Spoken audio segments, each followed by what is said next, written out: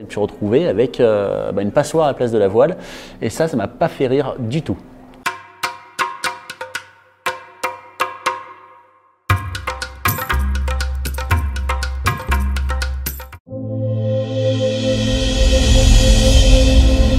Alors moi c'est Antoine Girard, je suis parti avec Martin Beaujouan dans la traversée de la Cordillère des Andes, 3000 km de vol bivouac en parapente. On partait sur la traversée et à la fin de la traversée, en fait, les 400 derniers kilomètres n'étaient pas faisables, on ne pouvait pas voler, mauvais temps, trop de vent, etc. Et on a décidé avec Martin d'aller faire de la montagne. Donc là, on était avec nos affaires, c'est-à-dire rien, une petite paire de baskets, un pantalon et en gros, on voulait faire un volcan à 5600 mètres et on s'est retrouvé bloqué par la neige.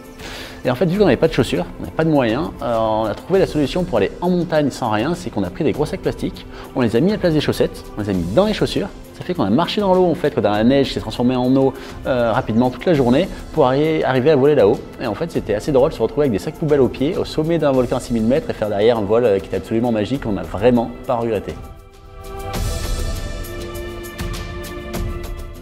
Alors, il y a un soir au bivouac avec Martin, on était chacun dans notre tente. Où voilà, Martin, lui, il range toutes ses affaires, il se met dans sa tente et tout ça. Et à 3 h du matin, j'entends hurler.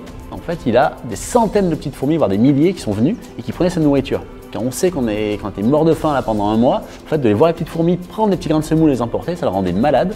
Du coup, là, à 3 h du matin, démonter la tente, remonter à côté et tout ça, moi j'ai beaucoup rigolé. Puis en fait, au petit matin, je me suis réveillé, ma voile qui était à côté de la tente, en fait, les fourmis ont fait pareil.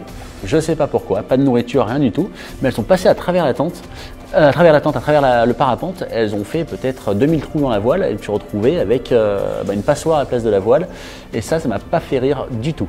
C'est compliqué à réparer parce que c'est une passoire sur plusieurs mètres carrés et on peut pas vraiment, d'habitude on met du scotch sur les gros trous, donc on met un scotch qui colle et là la solution c'était pas de mettre du scotch, c'était de faire ce qu'on appelle les diagonales. On va mettre du scotch de renfort sur toute la diagonale de la voile pour que structurellement elle se coupe pas en deux, comme une feuille de papier par exemple, on a fait des petits trous dedans, on la déchire.